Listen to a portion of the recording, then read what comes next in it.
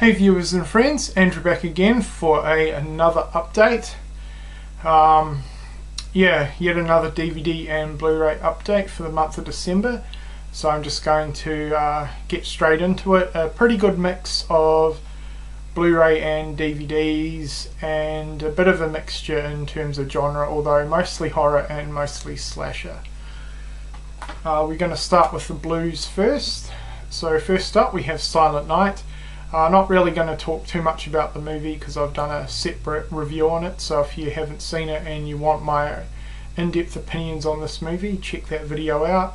I thought it was a pretty terrible movie, and I'm kind of disliking it a bit more since my review. You know, in all honesty, I just did not think it was a good Christmas movie. It had a terrible Christmas theme, which was pretty much non-existent. Didn't even feel like Christmas. The acting was pretty bad. I absolutely hated Malcolm McDowell in this movie. I thought he was a obnoxious prick.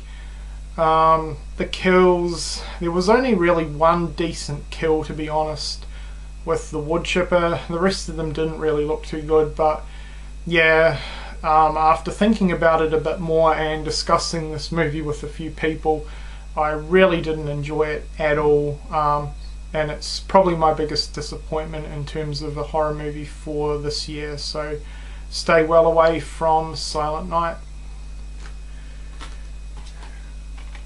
Alright, I took advantage of the 3 for Sanity deals, both on Blu-ray and DVD, and to anyone in Australia, I'm sure you're well aware of the deals, but Sanity do have some pretty good titles on the 3 for 20, both in their DVDs and Blu-rays, so I highly recommend getting in there and picking up some good prices, because in terms of Blu-rays you're not going to get them any cheaper here in Australia.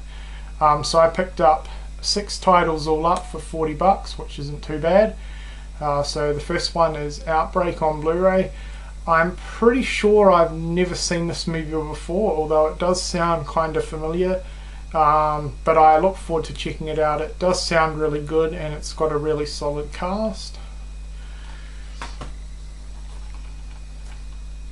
Red Heat for my Arnie collection. The original George A. Romero Night of the Living Dead. This is the black and white version, obviously. This is an Umbrella release, and I picked this one up for a few reasons.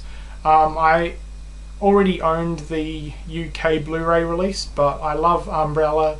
They're one of my favourite movie companies, release companies, and this one had a couple of extra features, and I preferred the cover art a little bit, just the colour of it, and I was quite intrigued to see if there was any difference in terms of picture quality. And I was a little bit surprised to notice that this is a little bit better.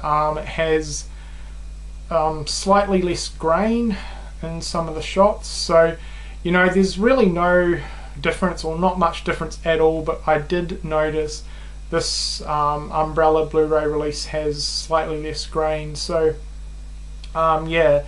Plus this one is region free. Now I'm pretty sure this movie does not have a US Blu-ray release, so if anyone is interested in importing this, you can pick it up really cheap from a number of websites here in Australia, and it is region free. So classic movie, Night of the Living Dead. Videodrome. This was an upgrade from my DVD. Then I picked up a couple of DVDs to go along with it. Medallion with Jackie Chan. Not one of his best movies by any means, but I think it's a really cool movie. I like it a lot. It's been a while since I've seen it, and this is kind of a hard DVD to come across. I've only seen it once in store actually, and that was when I picked it up. One copy left on the table, so I snagged it up straight away. I'm looking forward to revisiting it. It has been a while since I've seen it, but very cool movie, The Medallion. Alright, now on to the slashers. So the final movie from Sanity is Behind the Mask, The Rise of Leslie Vernon. Now, I did previously own this disc and didn't really enjoy the movie too much, didn't really get into it, so I traded it on, but for the price I decided to give it another go. And regardless, you know, it'll be a good filler for my slasher collection, but I'm hoping I enjoyed a bit more this time. So that's Behind the Mask.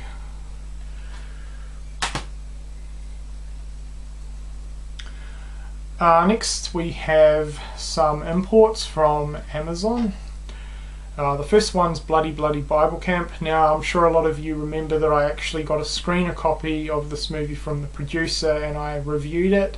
I was pleasantly surprised. I thought it was a fun, modern slasher movie, and I really enjoyed it a lot more than I was expecting. So I definitely wanted to pick up the official release to support the movie and the guys behind it, because I thought they did a really good job with it.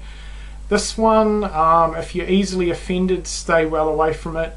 It's certainly not for everyone. It kind of jokes around about religion. It has got a religious undertone about a group of teenagers going to Bible camp and then they get killed off one by one. Just a lot of fun though, really cheesy, really corny, nothing to take too seriously.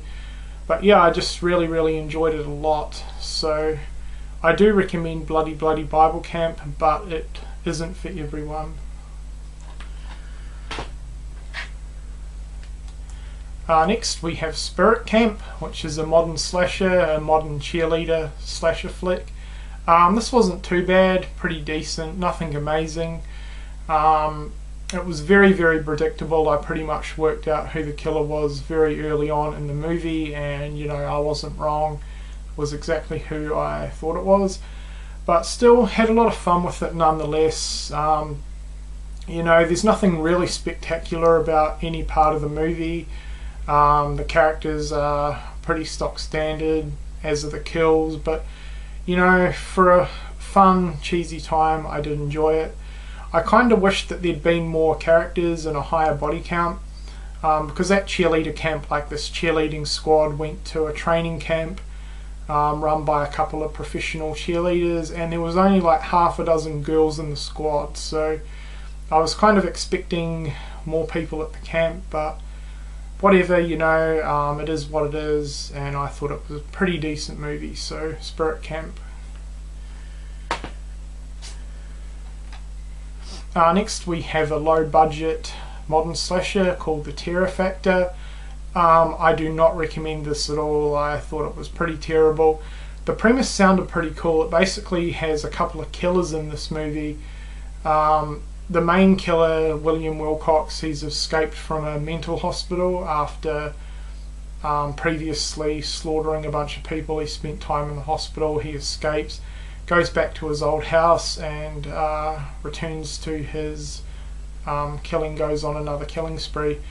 There's another killer that pretty much idolizes him and, you know, wants to kill as well. So it's pretty much them just killing off a group of people, and then eventually they face off against each other. You know, the story and premise sounded pretty cool, but it was a little bit low budget for my liking. I don't have an issue with low budget filmmaking if done right, but yeah, this was just a little bit too low budget for my taste, so I really don't recommend the Terrafactor. The next lot are from Amazon UK, and it's actually a 3-pack. It's the Ultimate Slasher Pack with the Bunnyman Massacre, Mask Maker and Carnival Affair. I haven't checked out Carnival Affair yet. I've heard it's not very good, but I'll get around to it at some point. I mostly picked up this release for the Bunnyman Massacre and the Mask Maker. It was a really cheap price for all 3 movies. In fact, I think it was cheaper to buy this set than to buy the Bunnyman Massacre on its own, which was one of the main reasons that I wanted this set. So yeah, the Bunnyman Massacre, I'm not going to spend too much time talking about that or Mask Maker because I'm wanting to do separate reviews for both movies. The Bunnyman Massacre, very mixed on it. It's pretty much a combination of Steven Spielberg's Duel combined with Texas Chainsaw Massacre. The first half of the movie is essentially very similar to Duel. It plays out like it, you know, the group of young adults are travelling in a car, they get arrested by a tow truck. Really enjoyed that part. I thought it was done very, very well, really well shot, great suspense and pretty intense. The second half turns into your Texas Chainsaw Massacre slasher, and it sort of went downhill from there. But yeah, I'm going to get more into the movie when I do my review, but I didn't hate the movie, but then I didn't exactly overly like it. But anyway, stay tuned for my review for the Bunnyman Massacre. The Mask Maker, on the other hand, I thought it was really, really good. I loved it. I thought it was a very, very well done and solid modern slasher. I think it came out in 2010, and this one is about a young couple who buy a old house, like a 19th century house, and they basically go there with a group of their friends to renovate it. Sort of witchcraft happened there several years ago, and a couple of people died. They're buried in the backyard, and one of them comes back to life and starts killing off the people that are in the house. Really, really well done. It kind of has similarities to the Texas Chainsaw Massacre, but not exactly. The killer kind of did remind me of Leatherface. He basically kills his victims and then skins their faces and puts their skin over his face because his face has been deformed. Really, really cool. The killer was friggin' awesome. He looked great when he put his victims' face skins on, and pretty brutal. There was some really awesome kills in it, some nice use of gore. So yeah, I'll be reviewing it more in depth, but I definitely recommend The Mask Maker if you're looking for a really good modern slasher movie, and it had a pretty interesting storyline as well. And the last movie for the update, pretty pleased about it. It is Stage Fright. This brings my slasher collection to 200 movies, which I think is pretty impressive. I'm pretty proud of that. Now, I was kind of apprehensive to check this movie out because it was one of the last of the more well-known and popular 80s slashers that I needed for my collection. So I went in with pretty high hopes and I was not disappointed. I friggin' loved this movie. I thought it was fantastic. Great 80s music. The acting, a couple of the characters kind of annoyed me a bit, but other than that I really enjoyed it. It's about a group of people involved in a stage production. They're locked in the theatre overnight with a escaped mental patient. He's a killer, and of course you can pretty much work out that he's there to kill off these people one by one. Pretty interesting killer. He wears an owl mask, which was pretty memorable. I quite liked that. The kills were really, really good. There were some awesome looking kills, some great use of gore. Yeah, if you've never checked this movie out, I definitely recommend it, especially if you're a fan of good old 80s slasher movies. This is kind of well known, but I know quite a lot of people probably haven't checked this one out, but I will be doing a separate review on this also. But for now, I definitely recommend it, and you know, I really couldn't have asked for a better movie to hit the 200 mark with my slasher movies. So that's Stage Fright. Alright guys, so that has been my third update for December. There'll be one more which will be done a couple of days after Christmas, and then that'll be it for this month of pretty intense updates. But yeah, I hope you've enjoyed it, and thanks a lot for watching.